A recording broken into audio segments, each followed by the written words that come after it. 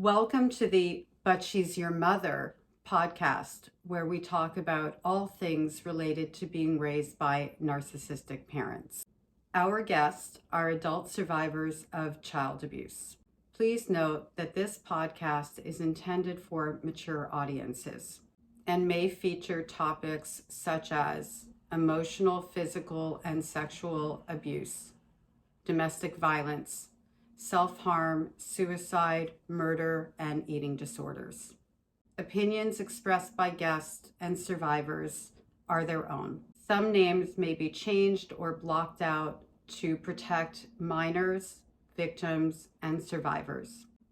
Thank you for listening to But She's Your Mother, the podcast. Hi, Amy. Thank you so much for joining me on the But She's Your Mother podcast. This is our very first episode. I'm really excited to have you here. Amy, you and I met actually on TikTok because you are a cycle breaker just like me. The first question I want to ask you is about your growing up experience. What was your experience growing up? The first, I would say 15 years were pretty tumultuous.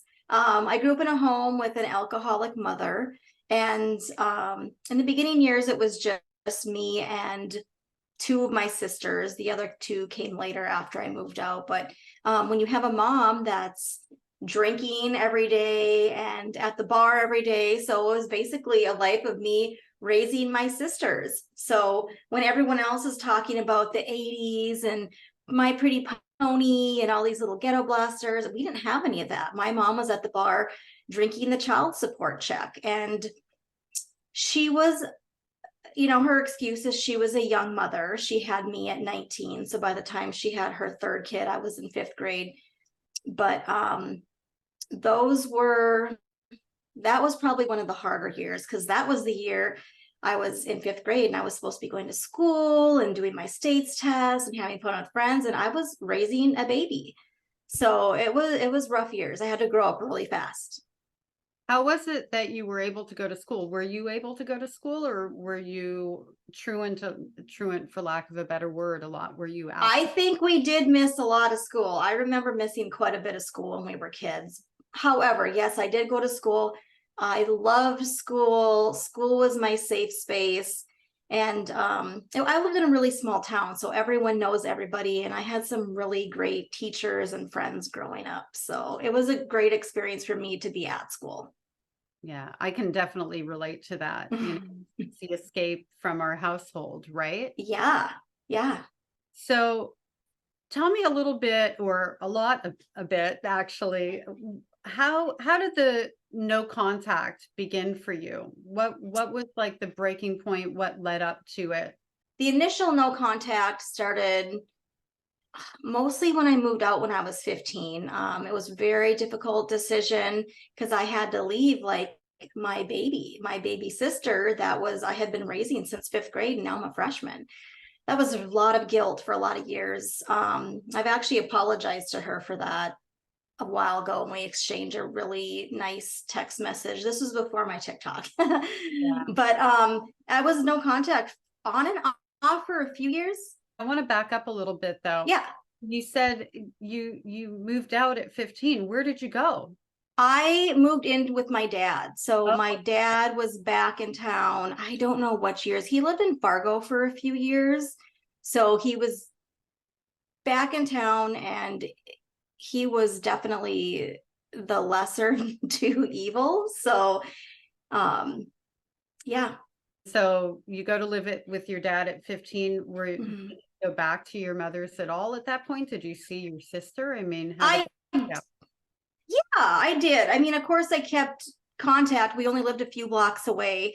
So, and my mom didn't have a lot of money. So those were the years I would work at the dairy bar, and I made $4.25 an hour, but I worked a lot, like 5 to 8 or 4 to 10, almost every day. So in high school, I made like around $800 a month.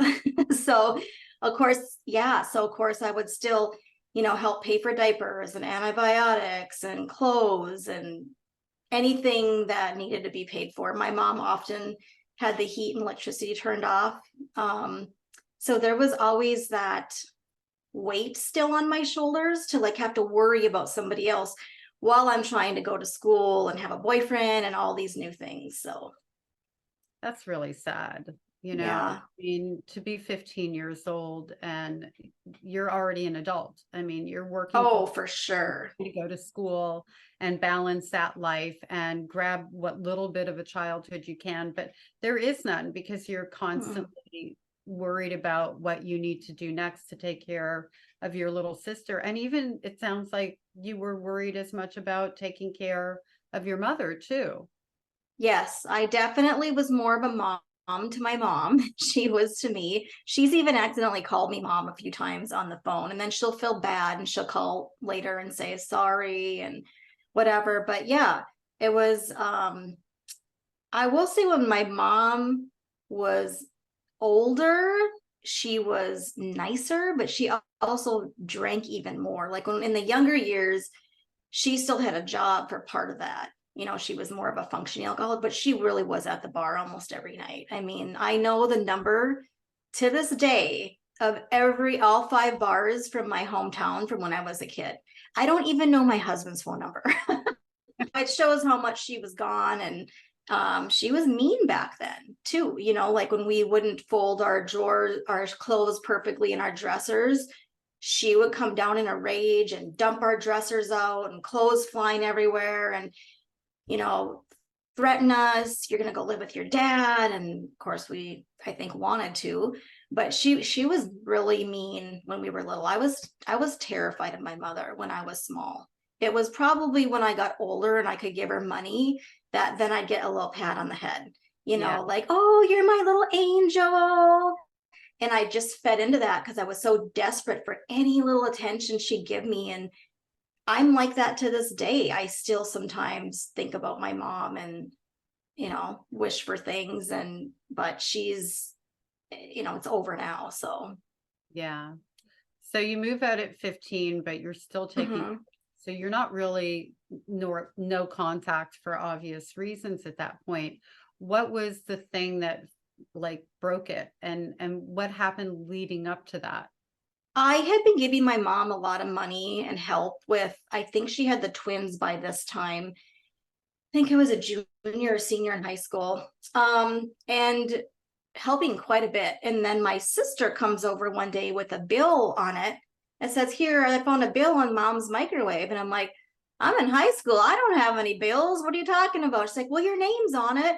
So of course, I open up this bill and it's an $800 phone bill for her landline that she put in my name and then couldn't pay the bill. So I was calling AT&T and we were trying to figure out the only way for me to get not charged at $800 was to press charges and file a report. Of course, now I would do it differently now, but I think I was 17, 18 at the time. I know I was starting to think about college and those types of things, but I wasn't going to press charges on my own mother. Like that weight was heavy. Like, God, I'm going to put my own mom in jail. Yeah. Well, if I didn't do it, I couldn't have a phone in my name for 7 years. So I was in high school at 18 years old and I already had bad credit. I already couldn't get a phone in my name for 7 years. So like my college roommate, which is from my hometown, I still talk to her. She had to have the phone in her name. And that's really embarrassing to have to like explain that to people. And when you didn't do it. So it really affected me almost not getting into college. And then so that was the first 10-year period where I very rarely spoke to my mom, like at all. Did you address that with her? Did you talk to her about that at all? Yeah, yes, of course. I mean, she couldn't Right. deny it because she did it.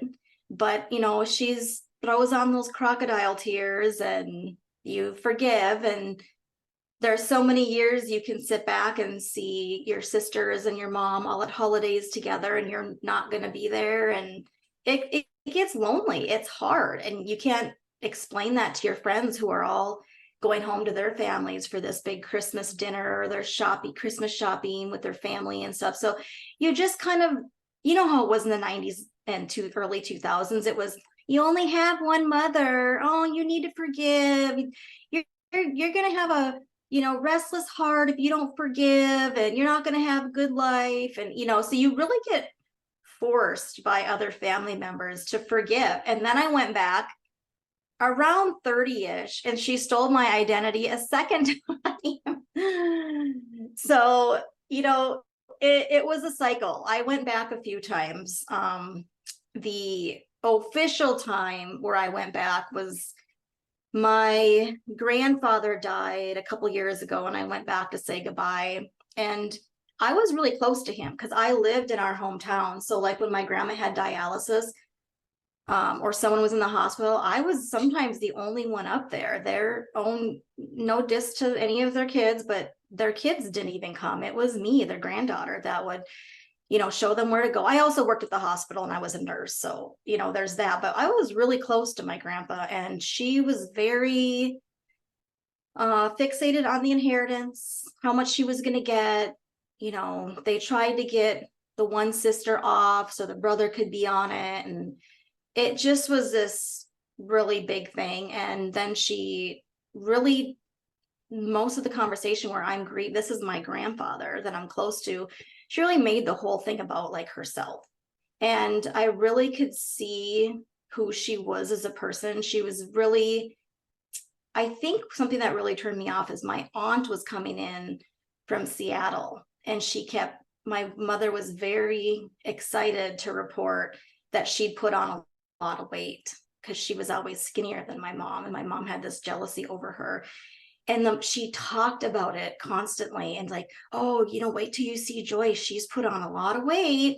I just, all that old rhetoric from that crap I used to be surrounded by, and now I'm not around it. I live in the Twin Cities, and it's a different environment here. So I just think that, and then she did some other things after that.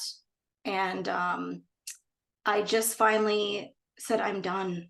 So I spoke to one of my sisters, and I told her I don't know what happened. I feel like, have you ever watched the show where there's a pilot and he's drinking and he keeps telling all these lies to get out of it, and the stewardess is getting blamed, and I don't remember who the actor is, but at the very end, he's going to get by with it. He's out. He showed up in court, and he just couldn't tell one more lie. And he just tells on himself and goes to jail. I feel like that's where I was at, is I just couldn't keep it in for one more day, one more minute, one more second. Was that because of the contrast of having, like, you were essentially, it sounds like, no contact through university until you were 30, but for maybe times going back in. Do you think that part of that was because of the contrast of having been away for so long, that now when you went back in, you kind of went, ooh, this is worse than I even remembered? Or there was about that as well? I think it's a lot of that, but I don't know how other people feel, but I was always desperate for my mom's love. Any little time I could get a pat on the head from her or anything, and I still do it. I'll tell you, there was a few months ago, just the beginning of summer, I bought a brand new pair of white tennis shoes. They're so nice. And my mom loves all white tennis shoes. And I literally was thinking, God, I should get 2 pairs and I should send her one. She would flip when she opened these. She loved them so much. And I was like, oh my God, what are you doing? You're not even talking to your mom anymore. But I literally was in that moment, and I was thinking, God, why do I still do that? I still want to please her. I'm still eager to please her, even though we're no contact. Well, I think it's more than eager to please, right? I think that when you've never had a mom, and what brings about some glimpses of what you need her to show up as, like, yeah, something that she loves, where she can appreciate you in that moment because that's what she wants. It feels like you almost have a mom in that moment, right? yeah, And yeah. that's a big wound for all of us. People will ask, do you miss your mom? And I'm like, I didn't have a mom. Do you miss your mother? Well, no, I miss Yeah. she never was. And that's a big shift in identification, right? Because a lot of times people say, well, I miss my mother. And I'm like, well, what do you miss about her? And they're like, oh, identity theft? I don't know. I miss the fantasy that I had that someday she'd go to rehab and someday I'd get the mom that I needed. Yeah. And that fantasy, I think it was erased. But I did go back, and I know a lot of victims go back to their abuser at least 7 times, and I did go back quite a few. And I look back now and think, God, she stole my identity twice, and I still went back after the second time. So I just think it also shows how unhealed I was back then, but it also shows how strong that narcissistic family system is, where I felt if I didn't chug booze and smoke ciggies behind the bar with my mom and my sisters, I wasn't going to be part of that. Yeah. And I didn't fit in. I was weird. Oh, you think you're better than everybody. And I heard that a lot. And it's hard to not belong to a family, it's hard not to fit in, but then you have to choose, like, what do you want for your kids? And so you break the cycle, but it was a lonely journey for me. How did you manage to get through like high school working so much and then university and get a degree? And like, did you have any emotional support, any family support during all of that? None. No, I worked for 3 or 4 jobs during college. Nobody paid for one book, one student loan, nothing. I paid for my own dentist bills, my own car, my own apartment, everything. So the first couple years I would work. I've been blessed to be high energy, so I was lucky for that. I would work during school. I'd work every Thursday and Saturday night for a man, and Daryl Adam. He's passed now, but I guess to answer your question, he really was a pillar in my life that believed in me. He was very wealthy, very successful, never hit on me, nothing like that. It was really like a dad relationship. And I met him through a boyfriend that worked for him, and they just saw something in me and I didn't see it because my self-esteem was so low. I just thought I'd live next door to my mom in low-income housing. It's kind of like what I was trying to avoid, but he really gave me that confidence, and he gave me a good job and let me work whatever hours I wanted. So no, I had zero family support, but I did have a good friend group. So Yeah, it's not the same though, right? And no. especially you graduate and you actually achieve what you've been working for. And this is what I think a lot of people don't understand: when you end up having to go no contact, it's not a Mhm. choice. It's either it's a literal, it's you or them, right? You either Yeah. stay in a relationship with them and you're forever going to be sabotaged and abused and unhealed and carry on this Yeah. to your children, or you choose yourself and you better your life. Those are the options. And people don't realize what a lonely choice, not that that can be, but that it actually is an incredibly lonely choice. Because like what you said earlier, people celebrate with their families and they're doing all these Mhm. things. And, I imagine at your graduation, watching other young adults have their families show up. It's bittersweet, right? Yes. And my parents did come to my pinning ceremony, but it was a huge fight, and because they Yeah. still wouldn't be in the same room together. So my sister did get them both there, and I was the one. They always honor one person as like the most, I don't remember what they call it, but I was the one honored too, with like having the best grades and the most growth and stuff. So but I had to fight to get them there. And so it wrecks the moment when you have to fight so hard to make someone to be there. So they did come, but they were forced. I mean, I was in track for a couple years in high school, and I was pretty good. We got first in something. Our 1500-meter relay always got first. And after 2 years, I quit because I had no family come to any track meets. Zero. Yeah. Nothing. And that's so humiliating. So there's a lot of times I gave up on myself